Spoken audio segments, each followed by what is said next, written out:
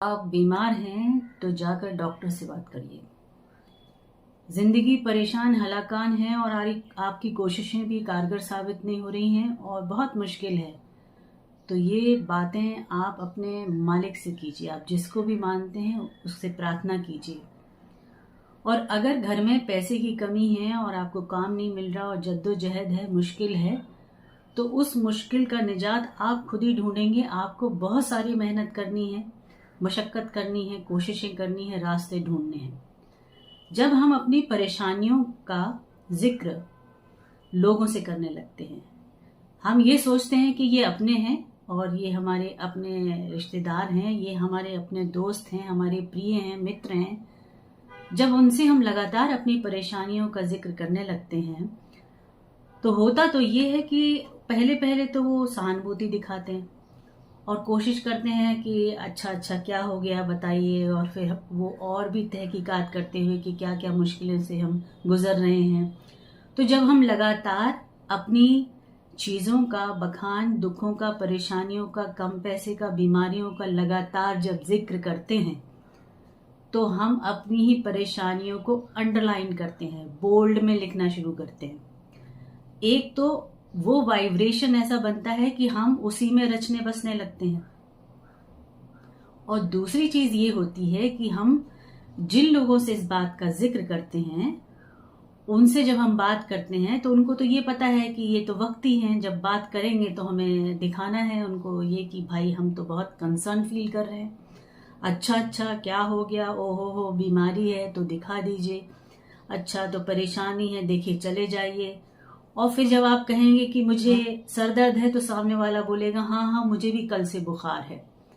आप कहेंगे कि मेरा ये इशू हो गया, अचानक से मैं ये नहीं भर पा रहा हूँ पैसे, तो सामने बोलेगा अरे भाई पहले बता दिया होता, मैंने कल ही ये पैसे मेरे पास थे वहां चले गए।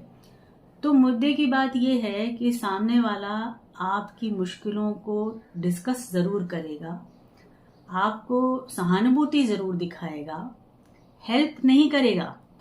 और इनकेस हेल्प कर भी दी, आपके दोस्तों ने आपके रिश्तेदारों ने हेल्प कर भी दी, कितनी बार हेल्प करेंगे वो? एक बार करेंगे, दो बार करेंगे, तीन बार करेंगे, और उसके बाद जब आप अपने दुखों का जिक्र उनसे करेंगे तो वो आपके पास से सरकने लगेंगे।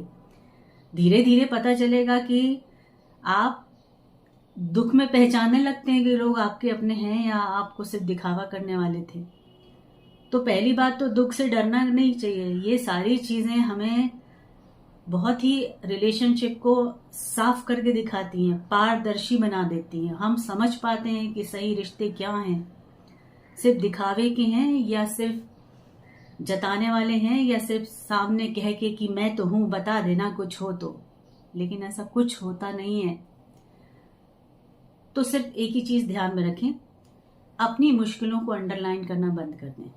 क्योंकि हम जितना दुख के बारे में, जितना बीमारियों के बारे में, कितना मुश्किलों के बारे में जितनी बार हम बात करते हैं, सच मानिए ये मेरा खुद का भुगता हुआ चीज है, उतना वाइब्रेशन हम क्रिएट करते हैं और वो चीजें हमारे पास से जाती ही नहीं है, हम उनसे निकल ही नहीं पाते।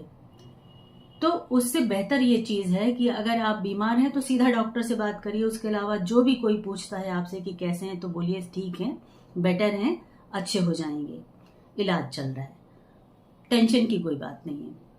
और परेशानियां हैं तो रोइए, गिड़गिड़ाइए, ऊपर वाले मालिक से दुआ मांगिए, सच में वो रास्ते देता है, वो गैब से मदद पहुंचाता है, वो ऐसे अननोन लोगों को आपके पास भेजता है कि वो आपकी नेकियों का सिला बनते हैं, वो आप तक आकर आपको मदद भी पहुंचाते हैं। तो मदद मांगे ऊपर वाले से।